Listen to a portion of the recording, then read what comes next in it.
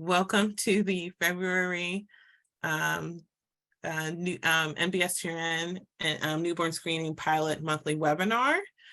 I apologize for the technical difficulties, but we will keep on moving along here. I want to remind everybody that these calls are recorded. I did go ahead and record this one as well. And we do have a speaker today, so if you don't mind muting yourself while the speaker is presenting, that would be great. However, you can ask questions after she's finished presenting, and the meetings will be posted on the YouTube channel. So with that said, I'm going to go ahead and introduce Dr. Kathy Smith. She is the Director of Research at Anchorage Center for Blind Children in Denver, Colorado. She has provided, I hope you guys can see my screen, she's provided support for families and early intervention in the area of visual impairment for over 30 years as a teacher of students with visual impairment. And she's going to be presenting today on a pilot study, early functional visual screening. So with that said, I'm going to stop sharing my screen and hand it over to you, Dr. Smith. Hey, oh, that's not what I wanted to do. Thank you, everybody, for being patient, for waiting for us. So there's nothing quite like Zoom, right? So. Hey, come on in. Are you on a call? No, this is a Zoom call. I mean, it's a call, but you can. I will go ahead and try to mute people Okay. Yep. that are Perfect. on. Sorry about that. Thank you. No worries. All right. So I just want to say thank you so much for inviting me to come and talk with you today. Like Jennifer said, my name is Dr. Kathy Smith. I work with Dr. Robert King, who is a pediatric ophthalmologist at Anchor Center for Blind Children in Denver. So Anchor Center for Blind Children has been around for 40 years, and we serve visually impaired infants, young children, and families age birth to 6, providing hope and a nurturing environment where children reach their highest potential. So we really are just one of a handful of organizations across the country that does this work. So I'm just going to get right into it. What are we doing here? So this presentation is about several research projects. We've just completed one using a vision screening in the neonatal intensive care unit in the Rocky Mountain region. The vision screening is called the Neonatal Assessment Vision European Grid, which we call NAVIG for short, because that is such a mouthful. Let me start by sharing why the NAVIG is our vision screening of choice and why we need to collaborate with all of you. So first, some of the needs in the field of visual impairment. We need help with identification. For years, as early intervention providers, we know that we are missing young children in our referral process. In fact, research shows that the average referral comes to our organization at 18 months or later, which wastes precious early intervention time. Another reason is there's definitely a greater understanding of visual development at this time due to better imaging and research techniques and just better information about the brain. We have seen in the last many years, actually, an increase in brain-based visual impairment. And you may know that as cortical visual impairment or cerebral visual impairment, depending on who you are getting your information from. We call it brain-based visual impairment because it's a more parent-friendly term. So I'll be referring to that mostly through this presentation. Current research indicates that in developed countries, such as ours, the United States, brain-based visual impairment is the leading cause of permanent visual impairment in children. So we need to address that. And then finally, neuroplasticity, which I'm sure you know about. We know that because of early brain neuroplasticity, the sooner we work with families, the better. So what are the factors that cause us why are we using the NAVIG? It has been used and validated in Italy to identify infants at risk for neurological issues. So not brain-based visual impairment specifically, but certainly it's on that track. It has allowed us to develop standardized components of visual screening. And it is not invasive. So unlike retinopathy of prematurity checks, which are very important, the screener doesn't really even have to touch the baby, and parents and or nurses or developmental support staff can hold the baby. And the NAVIG is very easy to train, and it's not necessary that it's completed by medical personnel. So doctors do not have to administer this. All right. So brain-based visual impairment, let's talk a little bit about that, give you some background. It's different than ocular visual impairment. At this point, there is really not any identified method to diagnose it. In fact, that is one of the problems in the field, that diagnosis is challenging because it's kind of a diagnosis of, if it's not anything else, if it's not ocular, it must be brain-based, right? It is the leading cause, as I said, of visual impairment in children under 3 in developed countries. And the most common causes are prematurity and oxygen loss. Here's what else we know about this. Unlike ocular, where we can't always fix it, you know, if an eye is damaged and surgery is not possible, it's damaged. But the use of functional vision can improve. So we know that if we are able to work with families and infants as soon as possible, a child's use of their functional vision can improve over time. So we need to get in there as soon as possible. This is just a short list of some of the most common causes of CVI, or brain-based visual impairment.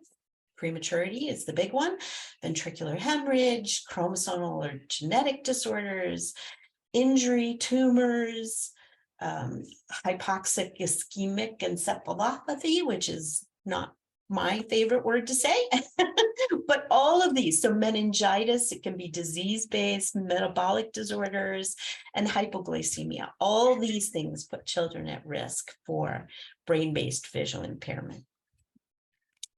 All right, so let's talk about the current standard of care. Why does this matter? Why am I even here today?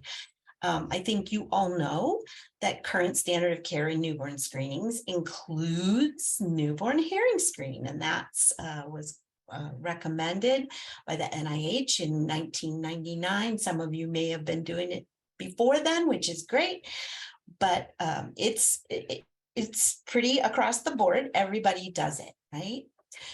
However, the only vision-based standard of care in NICUs is for retinopathy of prematurity, and obviously healthy infants do not receive this.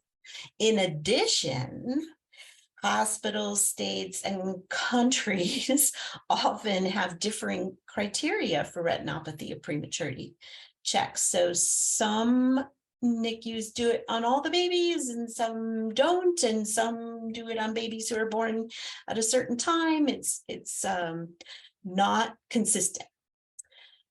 There is currently no functional vision screening at birth in the United States. I've been around, as Jennifer said in the beginning, for a long time, and this has been a problem for a while.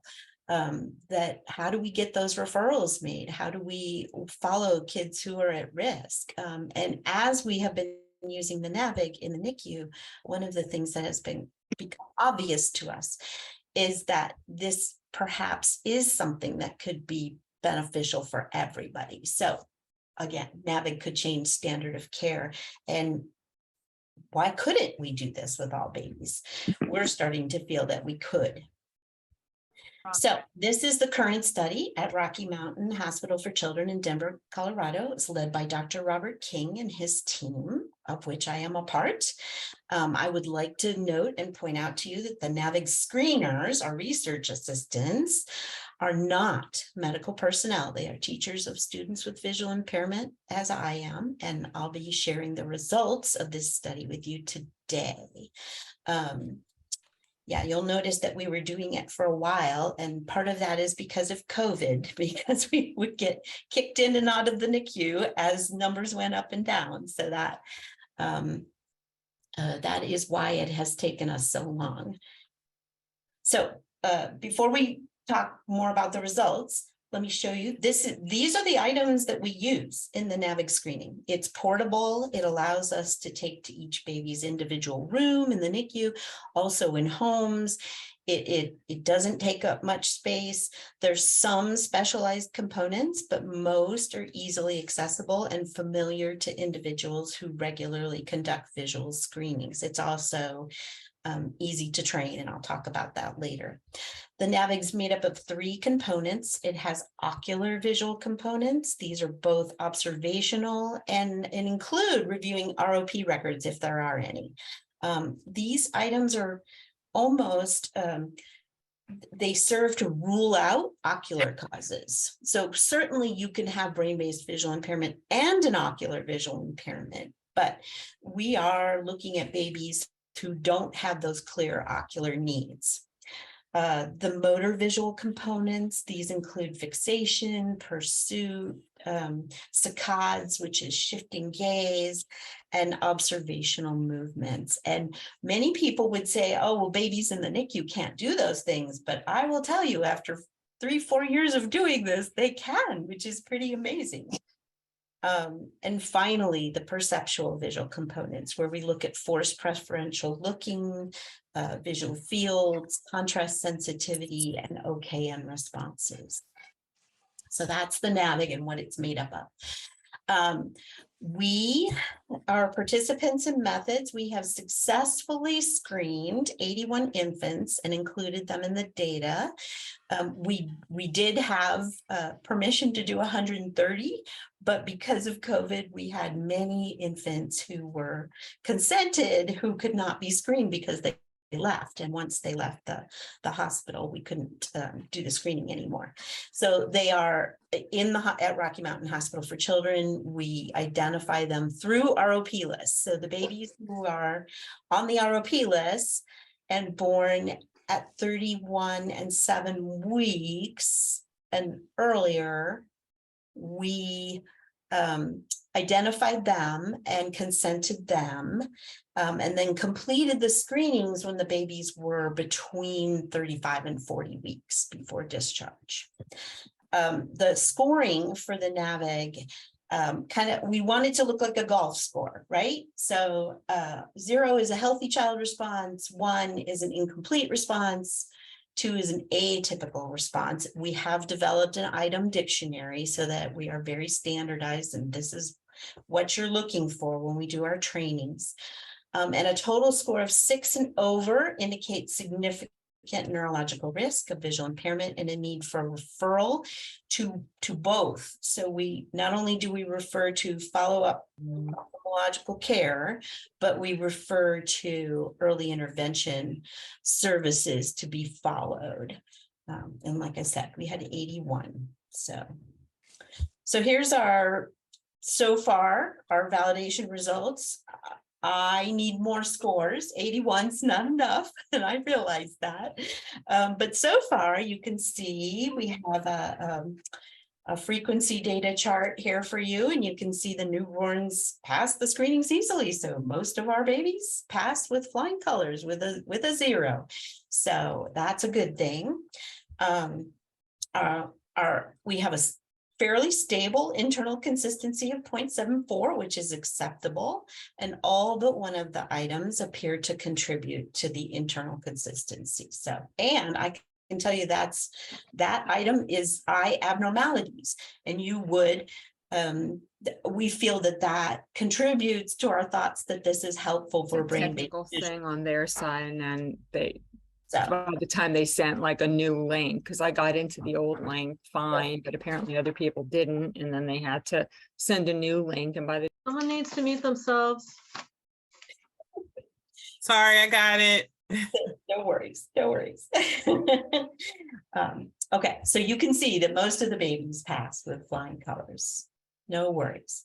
Our demographics for our participants, out of the 81 screenings, we had 26 referrals, resulting in a 32% referral rate. And you may be thinking, oh my gosh, that's really high.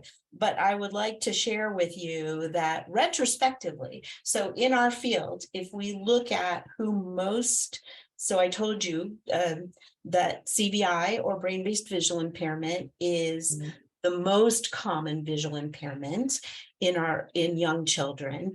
And it just happens to be exactly about 33%. So 33% of the children that we serve have brain-based visual impairment. So maybe it's high and maybe it's not.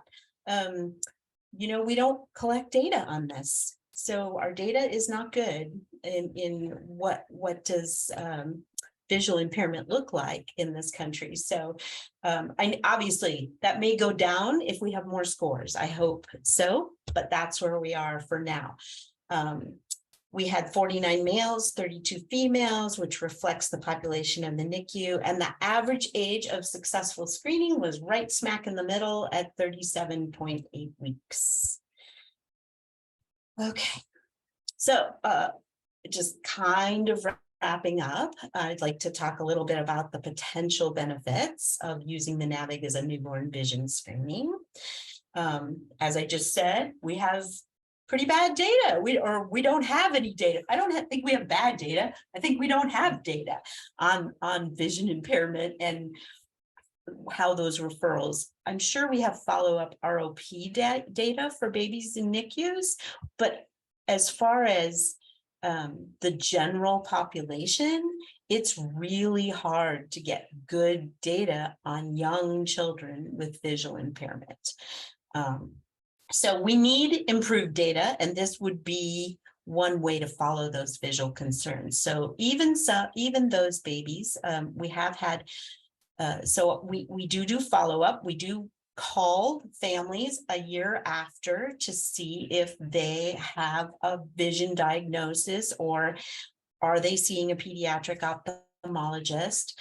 And those numbers for my study are not good at this point because of parents don't always respond. So if the hospital calls, they respond. But if we call, they don't always respond.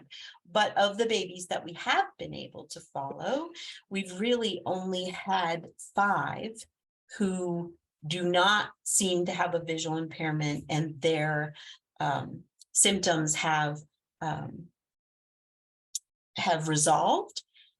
But some of them have ended up with strabismus or other concerns. So we think it's a win-win for everybody that babies who get referred using this are being followed, because that doesn't mean that there aren't other things that we should be concerned about.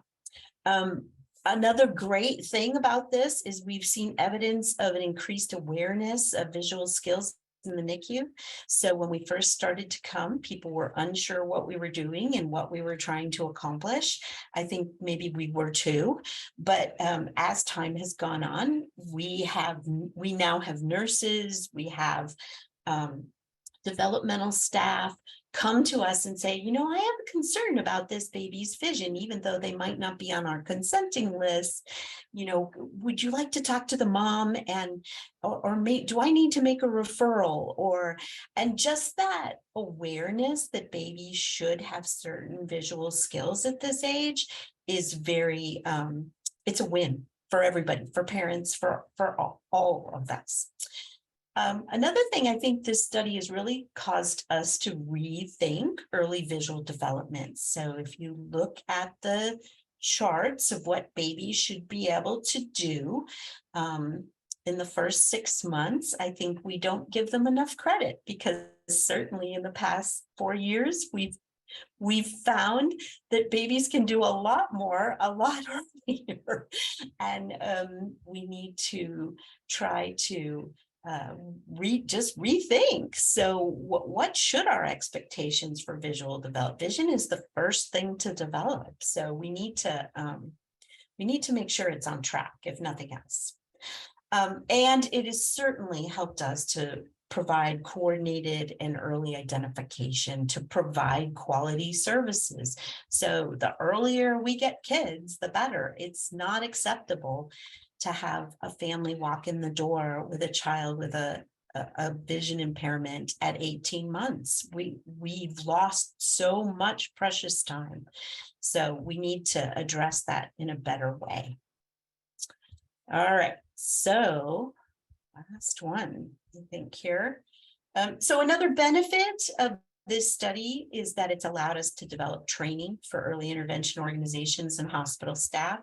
Currently, we've trained over 9 organizations who provide early intervention services to infants under age 1, some of them private, some of them state-based, but it's very successful.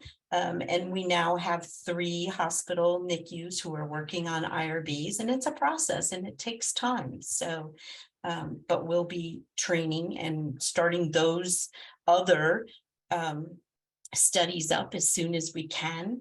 Our training is fairly basic. It includes 2-hour online sessions where we talk about visual development and neurological states, because it's very important that the baby is in the right state for us to do this.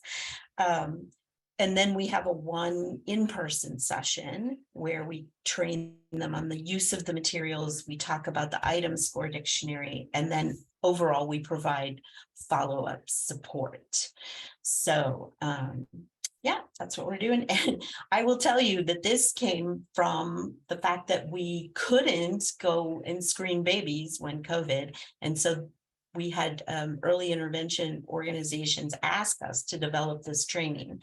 So we're very excited that it's being successful and that people are following up. All right, so there's my references. And no conflicts of interest, and I'm happy to answer questions, and please feel free to contact me. We would love to collaborate with any of you in any way we can. So Thank you, Dr. Smith. Very great presentation. Just so everybody knows, if you're able to unmute yourself, please do so and ask your question. You can also enter your question in the chat or raise your hand and I will unmute you.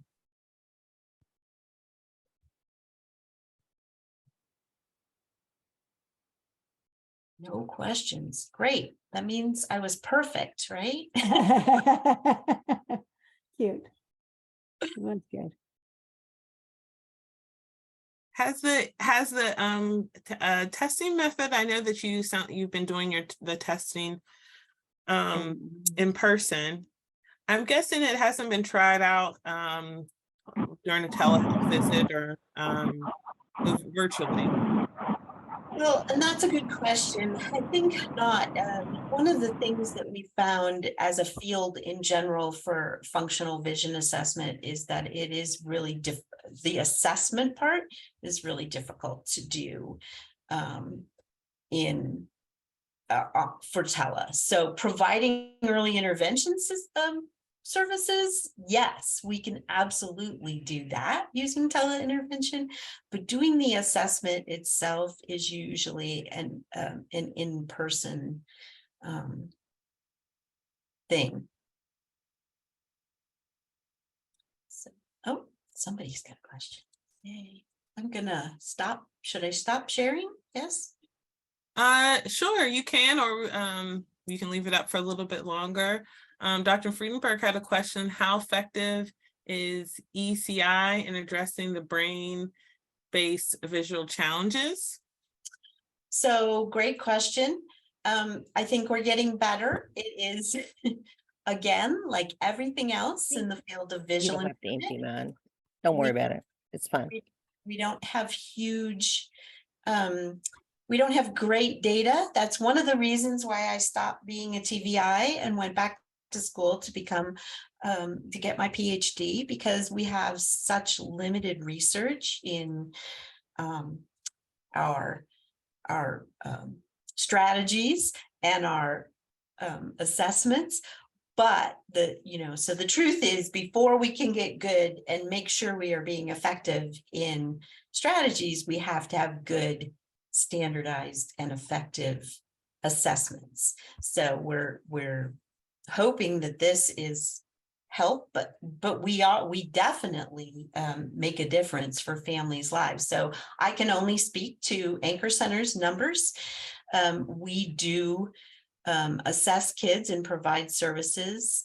And in the last 3 years, so of the students that we have assessed more than once, they have all shown improvement. So it's a beginning. It's not something that we can say definitely we're great at this, but we're getting better. And the first step is identification. So if we don't know what the kids have and how to address them, then we can't do that. Sorry, did that answer your question? Thank you for that wonderful presentation. You referenced hearing screening as sort of a model for screening in the hospital. Do you have plans to do a well baby nursery outside of the NICU and see how this could play out with the numbers? And then with hearing screening today, we're looking at additional genetic or genomic testing to identify the kids who screen negative but actually do have a genetic-based hearing loss. What are your thoughts about using some of these genetic or genomic technologies to identify some of these eye disorders? So I think all of that sounds wonderful. I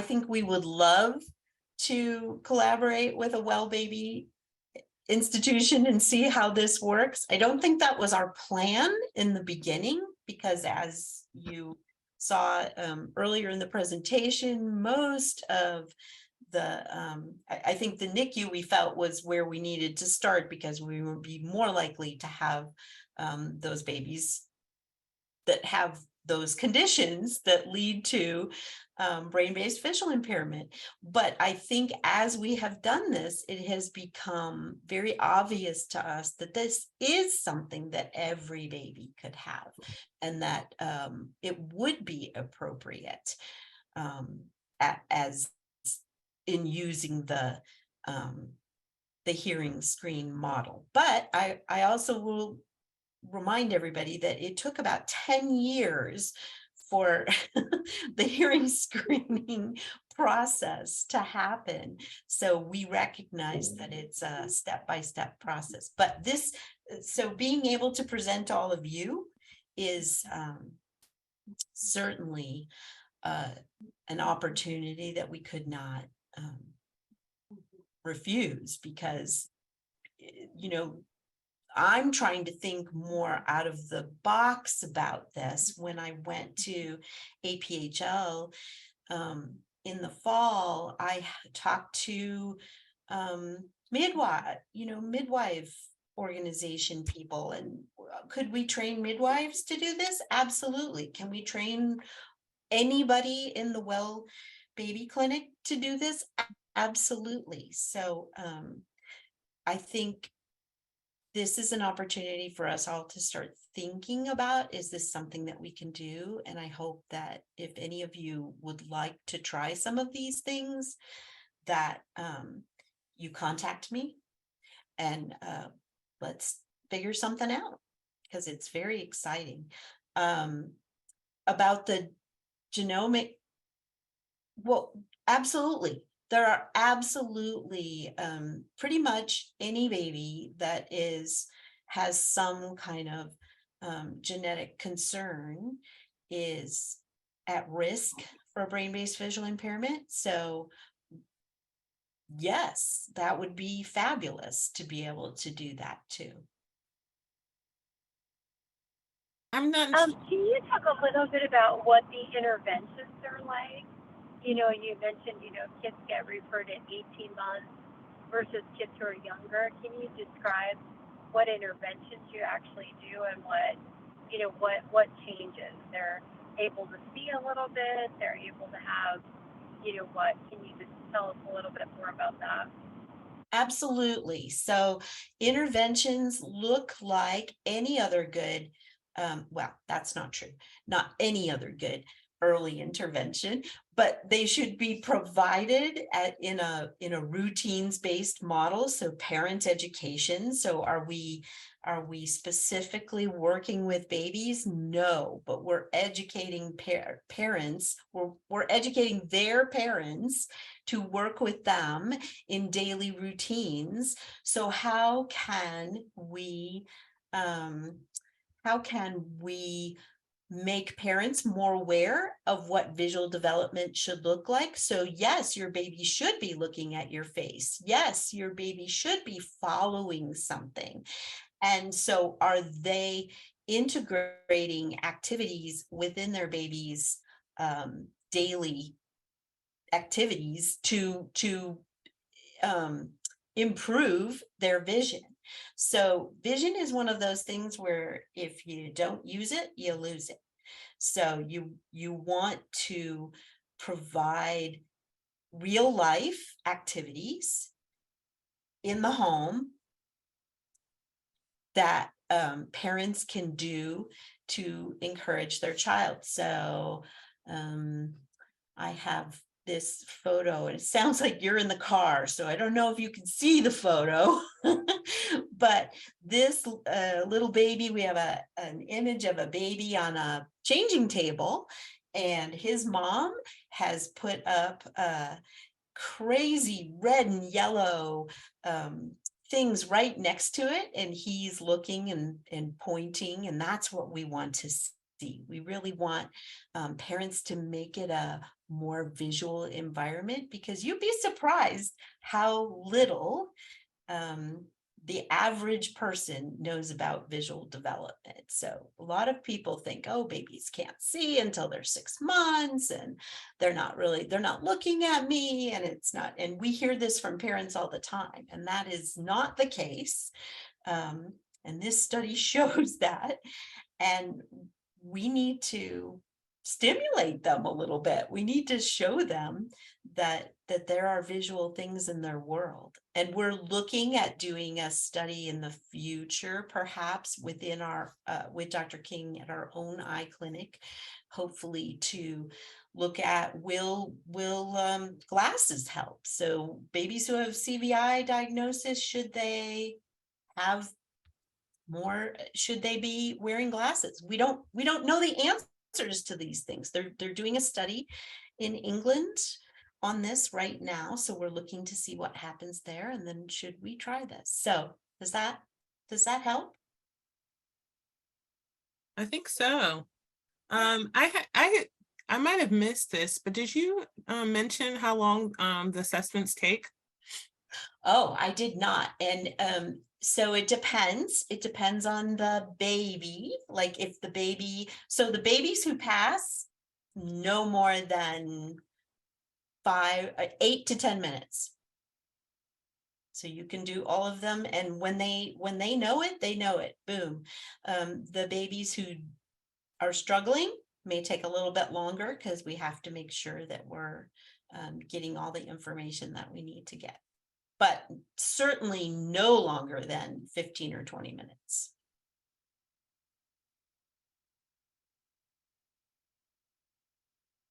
Oh, do we have Thank you, Doctor. Is there any other questions before we close out? I see some support in the chat for newborn vision screening. Great. Yeah, it's good. I think another piece of this is in the NICU. Do we look for strabismus? No, we're just looking for retinopathy of prematurity. And if we're following if these kids who have concerns, who are at risk because they didn't pass the screening, and we follow them for 6 months, and they have strabismus, we've got it right away. It does make a difference.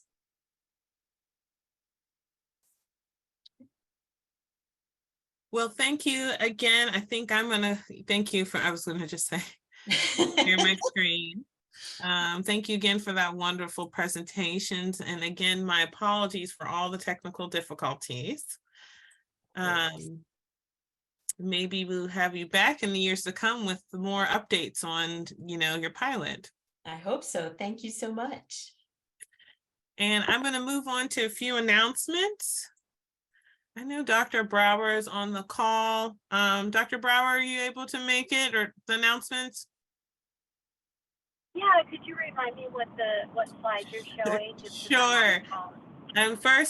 The first is about the NBS-TRIN and LTFU cares and LTF check tools and resources on the LPDR website.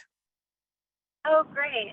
So it's so wonderful to have all the state programs on today. I know everybody's burning the midnight oil to submit your MBS Propel applications. And we just wanted to remind you that on both the MBS TRN website and our long-term follow-up website, we've got the list of which conditions have common data elements and data sets that you can use for your short and long-term follow-up plans. So we created a few surveys so that if you want to let us know if you're interested in using any of those for your application, or once you get funded, if you're interested in learning more about those, please visit the links on the website. And the next slide is discussing the ACMG 2023 annual meeting. And there are multiple sessions led by NBS-TRIN. The first session is personalized medicine, part of the problem or the solution to care, access, or equity.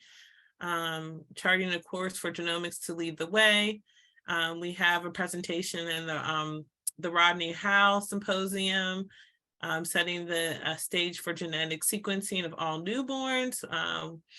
And then also there will be some new features this year, some learning lounges and roundtable discussions, and NBS-TRIN will be presenting about our resources, as well as some of our members will be presenting there as well.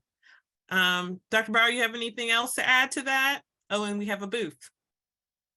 I think for ACMG, sort of to think about ways to help everyone access the information that's presented at this meeting. There is a digital registration. And so with the digital registration, if you're not able to join us in person, you can actually access all of the materials and talks using this digital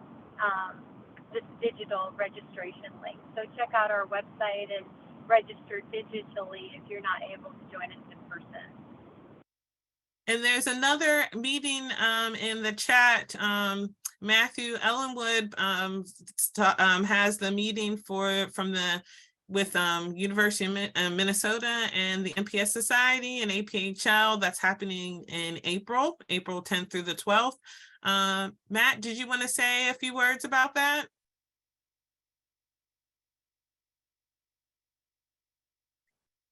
Thank you for the sorry the delay. Thank you for the opportunity. So this meeting will start the evening of the 10th, which is Monday. We'll go through a little bit after noon on that following Wednesday. We'll be covering both issues of newborn screening for 1 and 2, experiences of programs that are actively screening for 2, which just recently got added to the RUSP in August, as well as discussions on the technical end of things, as well as implementation for more broad screening involving 2, 4, A, 6, and 7. So there will be both a virtual and an in-person element to it. Thank you. Thank you. And is there a registration fee for this meeting?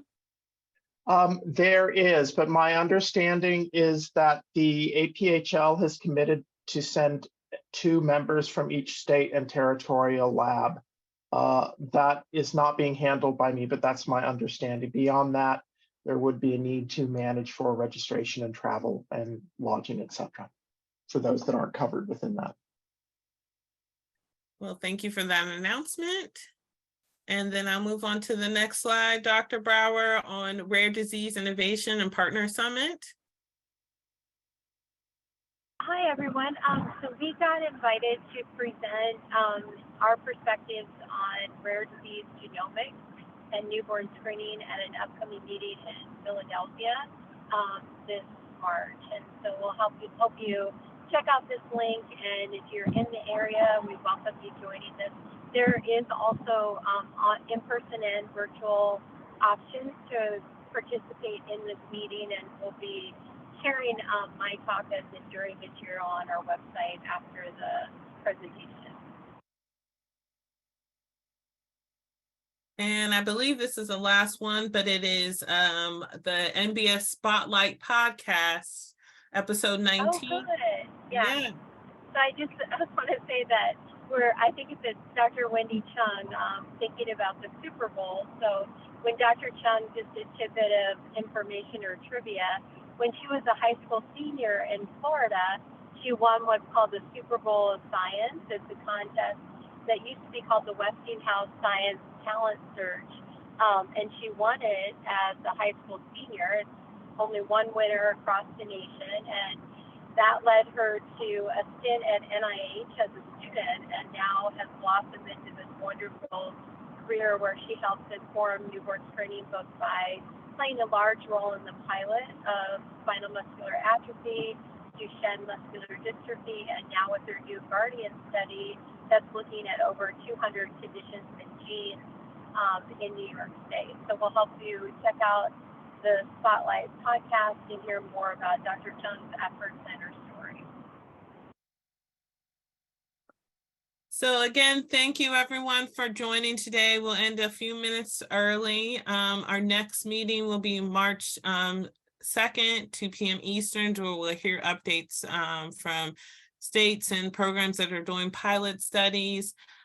We will be sending out a new link, a Zoom link, since this meeting link is defective. So please look out for that email and pass the word on to any colleagues that missed this meeting, that there will be a YouTube link for this as well. So thank you again, and I hope you guys enjoy the rest of your day.